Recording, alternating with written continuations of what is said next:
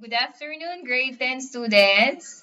So for this second quarter, I came up with a video on homework guidance for you to understand more about the activities that you need to accomplish in this module. And this activity content is almost the same with the contents of the first four modules that we have in homeroom guidance first quarter for 10th grade students or for grade 10 students. The content of this is focused on overcoming life's challenges. So this is actually your module 5 for homeroom guidance.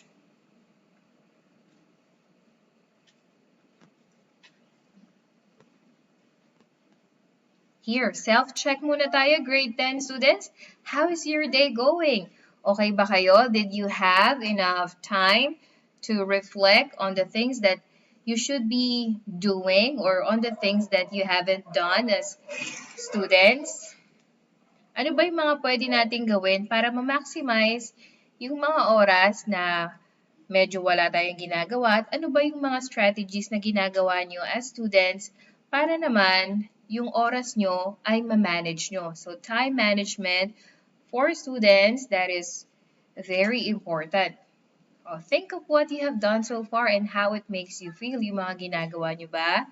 Nakakatulong ba yon sa pag-unlad ng inyong pagkatao? O yung mga ginagawa nyo ba sa pang-araw-araw ay nailalagay nyo sa isang parte or side ng inyong personalidad or pagkatao at nakakapag-reflect kayo kung ang mga bagay na yon na ginagawa nyo para sa inyong sarili, para sa inyong pamilya, at para sa inyong mga kaibigan ay nakakatulong upang paunlarin ang kabuuan nating personalidad.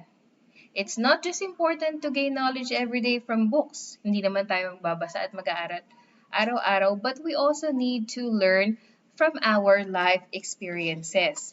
So in this module, matututo kayo kung paano ba i-define yung success at paano kayo matututo maging mas successful as students sa paghugot sa inyong mga positive and negative experiences. So lahat ng ating mga nararanasan, whether those be positive or negative, lahat ng yon ay makakatulong daw para tayo ay maging mas matagumpay sa ating journey sa buhay na ito or sa inyong life journey. So as you continue your journey in school, sabi dito sa page 4 of your module, you will encounter different challenges that will test your motivation and capabilities. May mga bagay na nakakapagpababa ng ating drive to go through hardships and challenges in our everyday lives. So paano nyo ba napatitibay yung motivasyon nyo or yung focus nyo na gawin at tapusin yung mga dapat nyong tinatapos na gawain? Dapat nating i-test kung ang ating motivation ba at ang ating capabilities ay sapat para tugunan natin yung mga parating pa na challenges sa buhay natin. So huwag niyong kunin lahat ng bigat. Yung mga challenges na nararanasan niyo sa buhay, hindi yun kontrabida or hindi yon yung mga dahilan para sumuko na kayo.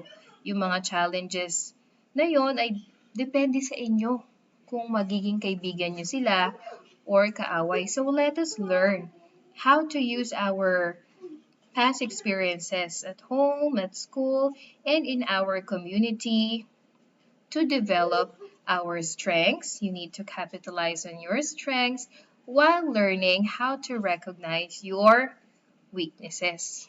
So, ang galing nun, no? Di ba? We can make both ends meet. Yung ating mga challenges, yung ating strengths, and yung ating mga weaknesses ay napagsasama-sama natin upang mas mapatibay pa natin yung ating motibasyon and yung ating kakayahan bilang isang individual.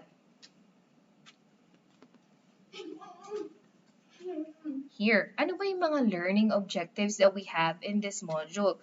Pakibasa niyong maigi yung mga objectives natin. Bago natin simulan yung mga gawain, yung ating mga napakasimpleng gawain sa ating homeroom guidance modules, kailangan na pag-iisipan din natin yung mga objectives. Yung objectives na yan ay hindi lang objectives ng mga teacher nyo, kundi inyo mismong mga objectives as students. How are you going to determine the relevance of school and community experiences in achieving academic success? So here, we are talking about academic success, yung inyong pagtatagumpay sa eskwela or sa inyong paaralan. Kung kampante ba kayo or panatag na ba kayo sa inyong mga natututunan or sa inyong mga achievements as students. We are not talking about money when we talk about success. Tandaan nyo, wag na wag yung kaisipin na ang success ay nakadepende lamang sa dami ng pera ng isang tao, sa dami ng ari-arian niya, kung gaano ba ka high-tech or updated ang kanyang mobile phone, smartphone, or kahit ano pang devices yan. Ang success, grade 10 students, ay hindi nakadepende sa dami ng likes and views ng inyong mga posts in various social media platforms. Ang kailangan nyo daw malaman dito, paano ba natin maiuugnay yung mga nararanasan natin sa paaralan or yung nararanasan nyo habang ina-accomplish nyo yung inyong mga learning activity sheets, yung mga pagkatuto mula sa inyong komunidad, paano nyo mapag-uugnay yung mga experiences na yon para kayo ay maging matagumpay sa inyong karera bilang mga mag-aaral. Okay? Success never depends on money or the properties that you have. Okay? Ang success ay nakadepende kung paano mo dadalhin ang iyong sarili sa ang success din ay having a proper mindset. Huwag tayong laging negative. Hindi porkit nahihirapan kayo, katapusan na ng mundo. Okay? You are having challenges. Sabi ko nga kanina, you are having challenges because you need to learn more. You need to mature as an individual. Okay? Punta tayo sa pangalawang layunin natin sa pag-aaral ng homeroom guidance na ito, na nakafocus sa topic na ito, yung overcoming life's challenges. Appreciate the importance of the lessons learned from school. Ito ay kaugnay din ng una nating layunin. Sa mga mag-aaral, kailangan nyong ma-appreciate, kailangan nyong ma-identify. Bakit nga ba importante na matuto tayo from our learning activity sheets? Bakit importante na basahin natin ang mga learning materials na pinapahatid ng ating mga guro? Bakit importante na mag-aaral? Okay, pag na-identify nyo na, kapag niyakap nyo na yung mga kahalagahan ng ginagawa nyo, then you will do more and you will excel more in whatever you do. Of course, you have to excel dun sa mabubuting bagay. Okay? Hindi lang sa ginagawa nyo sa paaralan, kundi rin daw yung mga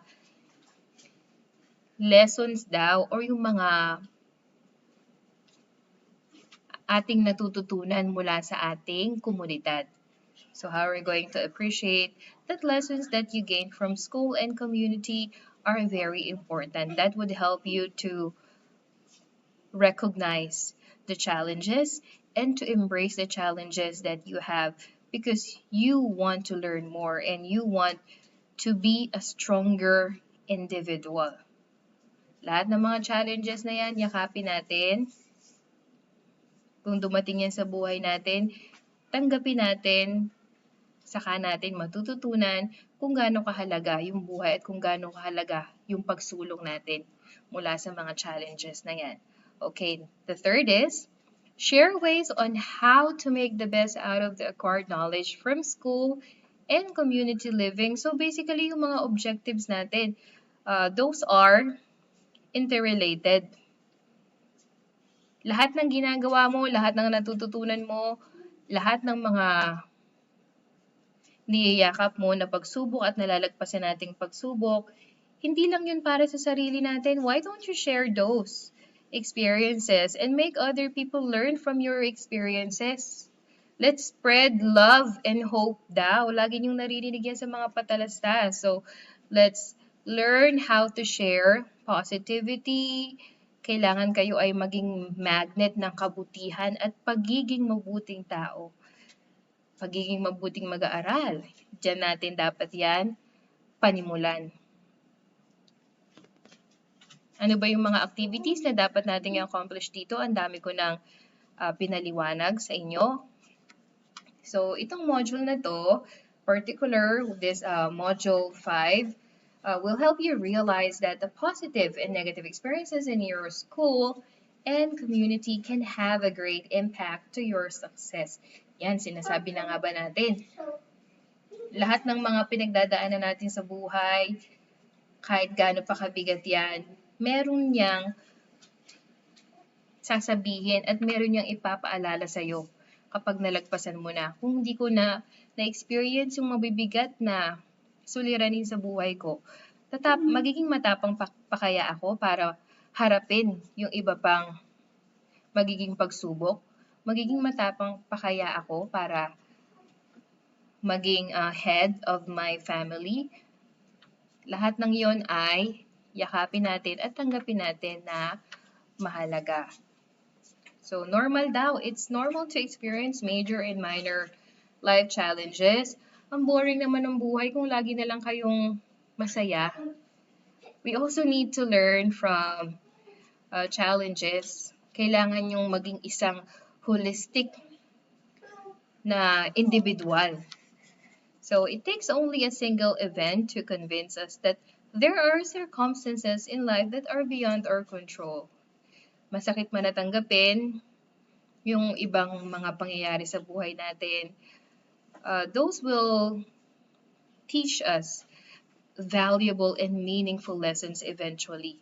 Hindi nyo palang marirealize ngayon kung bakit nahihirapan kayo sa buhay nyo. But sooner in your life, kung maging successful kayo sa inyong mga pinapangarap, at kung maging successful kayo sa pagbuo ng inyong sariling pamilya, marirealize nyo kung bakit nyo pinagdaanan yung mga mabibigat na pangyayari sa buhay nyo.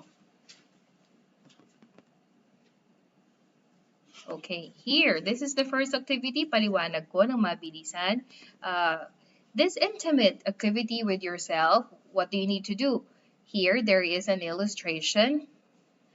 Copy and complete the activity on a sheet of paper. Meron tayo dyang shapes. Dapat yung shapes big enough to contain your ideas or your answers.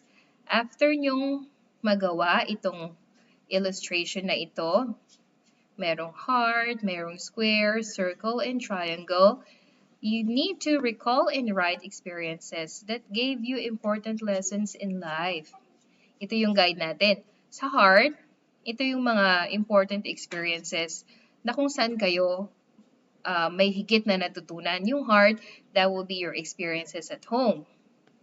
Binagyo kayo, you had to transfer residence, or your parents had a problem.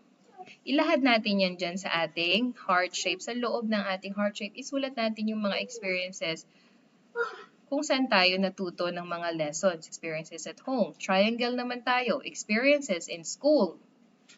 Umagsak ka, you had remediation classes, you had remedial classes, but then you pass the subject. Sige, kwento mo yan dyan sa ating triangle, square.